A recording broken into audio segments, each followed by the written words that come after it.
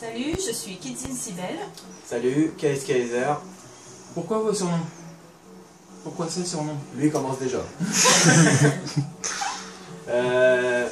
Case Kaiser parce que Kaiser c'est allemand. Et on m'a toujours dit que un jour, si j'irais encore plus loin que ce que je faisais déjà, on pourrait m'appeler le Kaiser de l'électro, qui signifie l'empereur en allemand. Et c'est pour ça que j'ai trouvé ça plutôt bien, donc je l'ai gardé. Et Case parce que je voulais pas trop m'éloigner du contexte Kaiser, donc j'ai fait le diminutif Case Kaiser. Voilà. Et moi, c'est un surnom qui me tient à cœur. Et parce que je voulais avoir un K comme Kaiser pour suivre justement Kaiser. Donc voilà. Quel est votre style musical?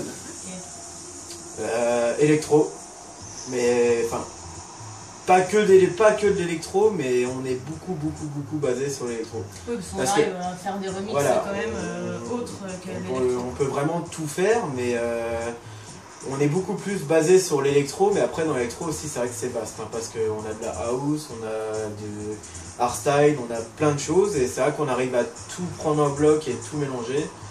Et en général, ouais, ça donne des trucs assez sympas, donc on reste quand même sur cette optique-là. Mais on peut prendre d'autres musiques, on peut vraiment s'éloigner un peu du style, parce que j'ai vraiment appris sur plusieurs bases. Avant, je faisais pas de l'électro, j'étais plus hip-hop. Mais voilà, après j'ai trouvé que l'électro était plus riche pour moi, parce qu'il était beaucoup plus dur à composer. Et c'est pour ça que j'ai choisi l'électro. Pourquoi vous vous êtes lancé dans la musique? Parce que c'est notre passion. Voilà, avant tout c'est notre passion en premier. Et par la suite de plein d'événements en fait, on a eu le départ de notre père, et donc du coup pour se canaliser sur quelque chose, pour éviter de penser à ça, et honnêtement moi, et c'est pour ça que ma soeur me rejoint après, parce que pour moi la musique c'était vraiment le meilleur truc. Et à quel âge avez-vous commencé? Alors moi à 7 ans. Moi il y a 4 ans que j'ai rejoint mon frère justement dans l'électro, dans la musique. Ouais, j'ai commencé à 7 ans, avec mon père en plus. Il est parti alors que c'est en partie grâce à lui que je fais ça, parce que dès 7 ans, il me virait tout le temps parce qu'il voulait pas me voir derrière le matériel. Comme je fais aujourd'hui avec mes neveux et nièces. Mais c'est pour ça que je rigole, parce que c'est exactement ce que moi j'ai eu. Et mon père il me disait toujours ouais mais tu sais pas comment utiliser, donc touche pas. Il me disait toujours de pas toucher, et en fait c'est comme ça. Après j'allais aux petites soirées avec lui, tout ça, et puis ça s'est fait petit par petit. Quelles sont les personnes qui vous entourent dans le groupe? Alors déjà c'est moi qui ai eu l'idée de faire ce groupe là. Et c'est pour ça que ma soeur m'a rejoint il y a que 4 ans, parce qu'en fait le groupe a démarré il y a 4 ans et je voulais absolument que ma soeur soit dedans. Parce que dans notre famille on partage énormément de choses entre frères et sœurs. Et c'est vraiment avec ma soeur que je pouvais partager ce moment de musique, et surtout des moments de plaisir à faire danser les gens, à les faire vibrer. Et donc voilà, donc ma soeur c'est pour ça qu'elle est arrivée, parce que je lui ai demandé, puis elle de toute façon elle était intéressée tout de suite par Platine et tout ça, c'est vraiment quelque chose qui l'entoure beaucoup. Après on a Sly qui est photographe, qui gère en ce moment la page Facebook Kidzin Kaiser Case. Et on a Florian aussi, Florian qui est tout ce qui est responsable du matériel, donc qui intervient dans les soirées, qui est capable de nous dire pourquoi ceci marche pas, pourquoi cela ne marche pas non plus, qui est capable de réparer sur place. Donc voilà, on a vraiment un petit groupe, petit comité, mais qui est très bien entouré.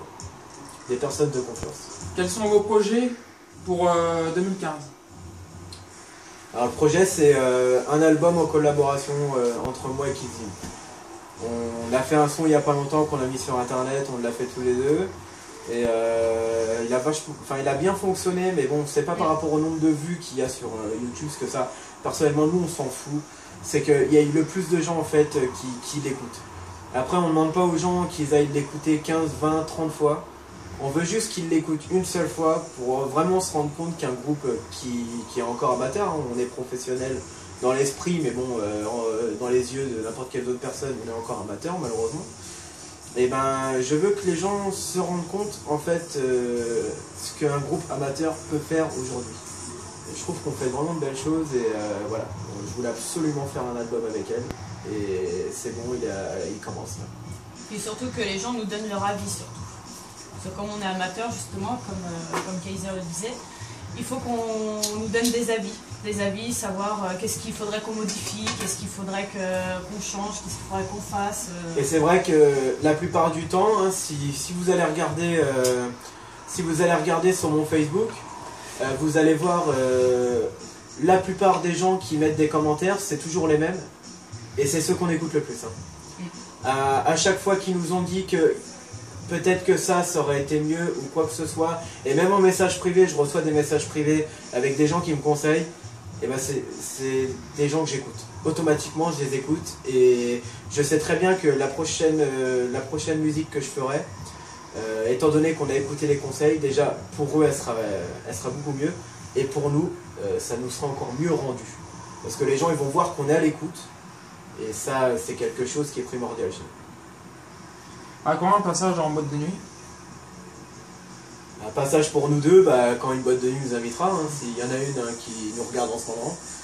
On est libre, hein, Facebook, site internet, hein, kidkaiser.fr, il y a tout, donc nous on attend que ça. Hein.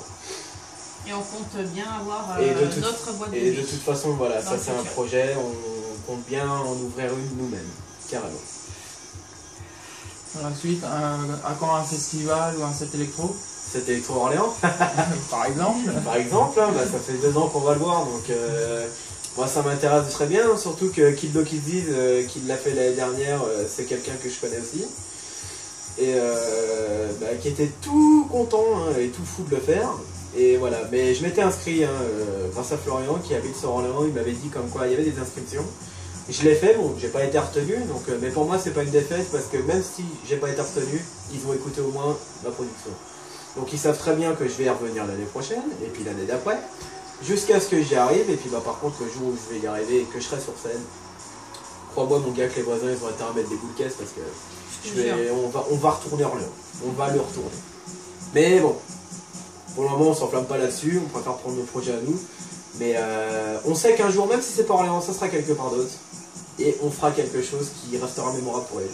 On a tellement d'idées que ça serait dommage de toujours nous laisser les petites scènes et que ce soit toujours les mêmes qui prennent les grandes scènes. Donc juste un message à faire passer, laissez-nous une grande scène et vous verrez bien que vous ne regretterez pas. Pas du tout. Quel est votre plus beau souvenir ensemble? Alors j'ai plein de souvenirs mais qui ne concernent pas la musique, donc ça on va rien dire. On va peut-être éviter, parce que ça sort les dossiers là. Moi pour moi, après je sais pas si ma soeur c'est pareil, mais pour moi c'est le dernier 14 juillet qu'on a fait, où quand on a arrêté tout le monde nous a applaudi en fait. Oui, c'est vrai. Et je tiens d'ailleurs à passer un bonjour à tous les habitants de cette petite commune d'Angerville. On a fait le 14 juillet l'année dernière là-bas, ça fait déjà la 2e fois qu'on le fait.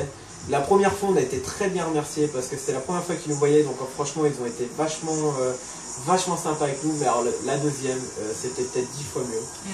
Et il y avait que des gens de 40-45 ans, mais on a fait un live d'électro. Et ce qui nous a fait plaisir, c'est que tout le monde a suivi. Et je trouve ça vraiment remarquable qu'à 40-45 ans, on reste sur de la musique qui est normalement ciblée sur des gens de 20-25 ans. Et honnêtement, moi, c'est le meilleur souvenir que j'ai parce que quand on t'applaudit à la fin, quand t'arrêtes tout et qu'on t'applaudit et que tout le monde crie ton nom et tout ça, et ben franchement, t'es content. Et honnêtement, pour moi, et je pense que ma soeur, pour elle, du coup, c'est pareil. Vrai, ouais. Et honnêtement, c'est le meilleur souvenir qu'on a, nous deux, sur la scène musicale. C'est vraiment la meilleure qu'on a, c'est celle-là. Comment faites-vous pour allier travail et musique? C'est pas évident. Non, c'est pas évident. C'est pas évident, et j'ai beaucoup de gens du boulot qui vont regarder cette vidéo et qui vont se sentir concernés dedans, qui m'ont demandé plusieurs fois c'est quand que je dormais. Malheureusement, si je t'explique une journée typique de Kaiser et Kidzim, les gens n'ont pas le même boulot. Moi je travaille la journée, elle travaille beaucoup du soir, donc voilà. Et on se lève tôt le matin, si on a une soirée on va installer le matériel, après on revient, on bosse sur nos musiques. On n'a même pas le temps de se reposer un petit peu parce qu'on doit aller à droite, à gauche, rencontrer des gens qui font de la musique et tout ça. Le soir on fait la soirée, on finit à 4h, 4h30 du matin, on démonte, ça nous fait rentrer chez nous à 6h, 6h30. Voilà. Donc après on va se coucher, on va se lever tôt le lendemain parce qu'on a encore d'autres trucs à faire. Ma soeur va se lever tôt le lendemain parce que le dimanche matin elle travaille. Donc voilà. Et c'est un truc qui est vachement compliqué à faire. Mais rien que pour le bonheur que les gens nous donnent en nous suivant, et ben, ça nous donne le courage de le faire. Oui, mes collègues de boulot vont sûrement regarder la vidéo aussi et ils le savent. Hein. Le dimanche matin quand j'arrive à 9h30, je peux vous dire que j'ai une tête qui est, qui est pas fameuse. Mais bon, c'est que du bonheur, donc voilà, il n'y a rien à dire. La motivation elle est là, c'est voilà. Juste ça. C'est que voilà, à partir du moment où tu vois des gens devant toi danser, sauter, rigoler, moi je préfère avoir affaire à quelqu'un qui vient me dire au revoir en ayant mal aux jambes parce qu'il a trop dansé, plutôt qu'un mec qui vient me dire au revoir alors que je l'ai vu assis toute la soirée. Voilà. Moi le bonheur, ça me fait un tel bonheur, c'est qu'on va dire, mais quelqu'un qui a mal aux jambes, ça me fait rire. Et ça me donne que du bonheur. Parce que c'est quelqu'un qui a bougé et voilà. Et je suis heureux. Quand on est derrière les platines, qu'on est en train de mixer et puis qu'on voit les gens qui sont en train de danser, c'est l'adrénaline, c'est tout. En fait, t'as tout qui se mélange. Et voilà. Et c'est juste grâce à ça que. Parce que les semaines de boulot, c'est la routine. Il faut savoir que nous, c'est pas chiant ce qu'on fait. Au contraire. C'est que nous, le week-end, on est d'autres personnes. C'est ce que j'ai expliqué à Sly la dernière fois. On a la semaine où on est voilà, au boulot et tout ça, c'est notre rôle qu'on a d'habitude. Et le week-end, on est d'autres personnes. On est des gens qui se prennent pas la tête, qui font la fête le plus souvent possible. Et voilà. Et c'est ça notre vie pour nous, c'est de faire la fête, de faire bouger les gens. Et crois-moi que c'est la meilleure adrénaline qui puisse exister, c'est de rendre des gens heureux, mais une foule de même 100 personnes, si elle est heureuse, tu peux rentrer chez toi tranquille. Hein. Le lendemain, tu n'auras pas mal au crâne parce que tu as pris 3000 watts dans la tronche toute la journée. Tu seras bien. Comment faites-vous pour vous faire connaître? La pub, les réseaux sociaux, la publicité. C'est vrai qu'on a pas mal de bouche à oreille qui commencent à vraiment bien tourner. Et puis voilà, après on commence à se faire un nom sur internet. On a beaucoup de gens qui commencent à nous suivre. Hein. Donc voilà, le deuxième compte que Sly gère, il y a plus de 300 personnes qui est dessus déjà. Ma soeur elle en a plus de 200, moi j'en ai 435 il me semble de mémoire. Donc voilà, si on réunit tout le monde, je veux dire, voilà, c'est une petite communauté qui commence à grandir. La pub sur les voitures, ça pourrait se faire. La pub sur les voitures, bien sûr. Hein. Bah, là, on est en train de voir. Hein. Ça, il m'a remis un truc il n'y a pas longtemps sur Internet. Pour un truc sur le pare-brise arrière. Donc ça, c'est un projet qui va être mis. Hein, parce que c'est des choses, en fait, qui coûtent de l'argent. Mais c'est des trucs qu'on ne va pas forcément calculer. Parce que c'est ce qui va nous permettre de pouvoir grandir. Et nous, ce qu'on veut, c'est ça. C'est pas de rester toujours en bas de l'affiche. Nous, on voudrait monter. Et s'il faut investir dedans, on le fera. C'est clair. Est-ce qu'il y a des personnes que vous connaissez qui vous ont fait de la pub pour la musique? Oui, donc on a notre cousin, ouais. Alexandre, donc, guitariste. qui est guitariste, tout à fait. J'ai deux autres personnes aussi que j'aimerais dédicacer parce que c'est les deux personnes avec qui j'ai un très bon feeling. Et d'ailleurs, Medico, il se reconnaîtra, hein, Medico, il va bientôt bosser avec moi sur un projet. Et c'est quelqu'un que je connais depuis que je suis tout jeune. Et ça me fait énormément plaisir de le voir comme ça. Et Calem aussi du groupe Clamp Label, je le suis tout le temps parce que c'est pareil, c'est un jeune avec qui j'étais en cours. Et honnêtement, c'est pas du tout de l'électro, c'est du rap. Mais c'est du rap conscient. Il dit vraiment ce qu'il pense, il dit vraiment ce qui se passe autour de lui. Il va pas faire du rap commercial, lui c'est vraiment un truc où il dit vraiment ce qu'il pense, ça marche, ça marche pas, ça marche pas. Il repasse à autre chose. Et voilà, c'est un mec que je voulais représenter parce que c'est quelqu'un qui est aussi jeune que moi, hein, mais je l'admire déjà. Qu'est-ce que vous écoutez comme musique tous les jours? Bah, moi beaucoup d'électro. Sont vos modèles? Afrojack. Afrojack, ouais, honnêtement on est d'accord tous les deux là-dessus. Afrojack, mais bon j'étendrai aussi Dimitri Vegas, Hardwell, enfin vraiment tous les gros de l'électro qui sont en ce moment. Et aussi Céron qui était là dans les années bien avant, et c'est pareil, c'est quelqu'un que j'écoute beaucoup aussi. Et voilà, mais sinon il y a on a énormément de modèles, on peut pas tout dire non plus, si on a l'interview d'une heure quoi. Mais les gros voilà, Céron, après Afrojack, Dimitri Vegas, Hardwell, Alesso, Avicii, c'est vraiment les gens qu'on écoute le plus et qui nous apportent le plus aussi. Quelle est votre inspiration? Alors moi personnellement, c'est pas la vie de tous les jours, hein. Moi je suis pas rappeur, donc j'ai pas besoin qu'il se passe plein de choses autour de moi pour que je puisse faire une musique, mais moi il y a un élément qui est peu commun, qui m'inspire beaucoup, c'est quand il y a de l'orage. Quand il y a de l'orage, tu peux être sûr que je suis devant un ordinateur avec mon clavier électro, ma petite platine sur le côté, et tu peux être sûr que s'il y a de l'orage pendant une demi-heure, trois quarts d'heure, je t'en sors un peu direct. C'est quelque chose qui m'inspire. Après toi qui dis, je sais pas, mais... Bah moi c'est beaucoup toi en fait. En fait c'est toi qui m'inspire. Oh putain. Oh la connerie toi. C'est sérieux ça? Oui non mais franchement c'est quand bah, je te vois en train de travailler et tout ça, et bah tout de suite et bah je sais pas, c'est... Elle va savoir me dire les bonnes choses. Elle va savoir tout de suite avoir l'idée de se dire tiens, mais si tu ferais ça, ou si tu mettrais ça à la place de ça, ou tiens, si à ce moment-là on envoie un truc, boum, voilà. C'est des choses que elle, c'est vrai qu'elle m'aide beaucoup là-dessus. Donc je te crois. Merci. Est-ce que ça vous arrive d'écrire des textes? Moi, oui. Lucie, je sais pas, Kizim, mais moi, oui. J'ai jamais essayé. Moi, j'en écris pas mal, ouais. Et d'ailleurs, on est en train de voir sur l'album de collaboration qu'on a tous les deux. J'aimerais inviter 2-3 personnes. Je ne dirai pas les noms encore parce que je les ai pas en tête. Mais inviter 2-3 personnes, oui, à venir chanter sur notre album, de l'électro, bien sûr. Qui vous conseille? Alors moi je vais dire quelque chose qui va faire sourire quelqu'un, je le sais, donc je cite pas de nom parce qu'elle se reconnaîtra. Mais en fait je le dis pas pour qui c'est.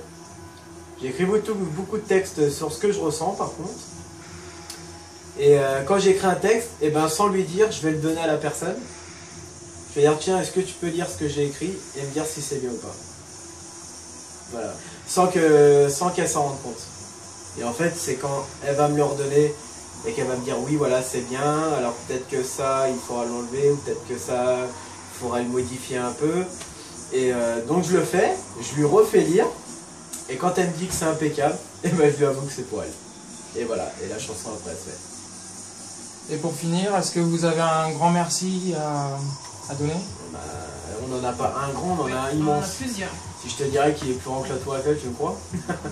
Non, il est très grand parce que c'est un merci tout simplement à tous ceux qui sont là tous les jours pour nous conseiller, qui sont là pour nous faire voir, qui nous suivent. C'est on a toujours 110, 115 personnes qui voient notre vidéo en espace d'une heure. Et on sait très bien que c'est les gens qui viennent tout le temps vers nous. Et bah voilà, mon grand merci est pour tous ceux qui nous suivent tout simplement.